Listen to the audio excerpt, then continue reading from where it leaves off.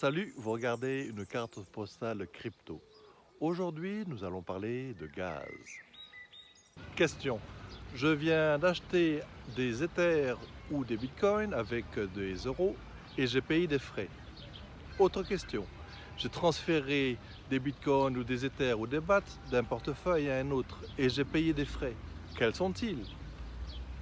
Il existe deux types de frais en fait. Les frais des échanges, des frais pour convertir des euros ou des dollars en des cryptos. Donc ces frais sont en général de 0,25 à 0,50%, parfois un peu plus, parfois un peu moins, ou bien des frais de réseau qui sont dus au transfert des bitcoins ou des ethers d'un portefeuille à un autre. Lorsque vous allez transférer vos cryptos d'un porte-monnaie à un autre, vous allez payer des frais de réseau.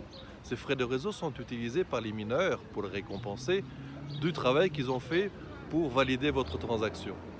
Ces frais de réseau se décomposent en deux parties, la quantité d'essence qui va être utilisée pour le transfert, ainsi que le prix de cette essence qui va lui changer à tout moment.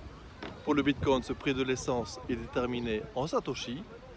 Pour l'Ether, c'est déterminé en Wei, et plutôt en milliards de Wei, du gigawei.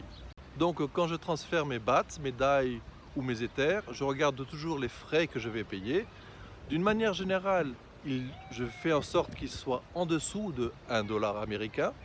Je regarde ensuite aussi le prix de l'essence. Le prix normal moyen est de 20 gigawei. Plus il est bas, évidemment, mieux c'est. Mais en général, le portefeuille, donc celui que j'utilise, c'est MetaMask, donne une bonne appréciation. Maintenant, le réseau peut varier d'un moment à un autre et le prix de l'essence peut aussi varier. Comment savoir quel est le prix actuel que vous allez payer et est-ce que MetaMask est aussi juste? Pour cela, il y a deux sites. Le premier, il s'appelle ethgasstation.com, l'autre est etherscan.io. Ils vous donneront tous les deux le prix actuel au moment où vous chargez la page du gaz. Ensuite, vous pourrez évidemment changer le prix que vous voulez dans MetaMask pour faire la transaction.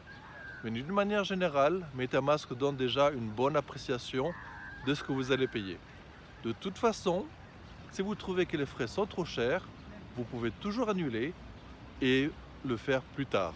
Si vous décidez d'un prix plus bas, ce sera peut-être moins cher pour vous, mais ça durera plus longtemps car bien sûr un mineur prendra d'abord les transactions qui coûtent plus cher, donc qui ont un prix de revient beaucoup plus intéressant pour lui que le vôtre.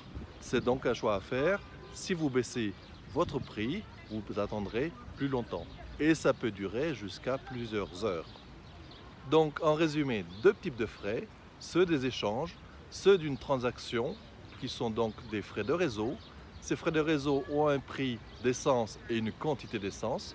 Vous pouvez jouer sur le prix de l'essence, mais plus il sera bas, plus vous mettrez longtemps à avoir cette transaction car les mineurs sont moins payés. Vous avez le choix. Si vous utilisez MetaMask, il utilise en général une bonne moyenne, un bon prix pour un temps relativement correct. Vous avez d'autres questions? N'hésitez pas à les poser en dessous en commentaire. À bientôt, ciao!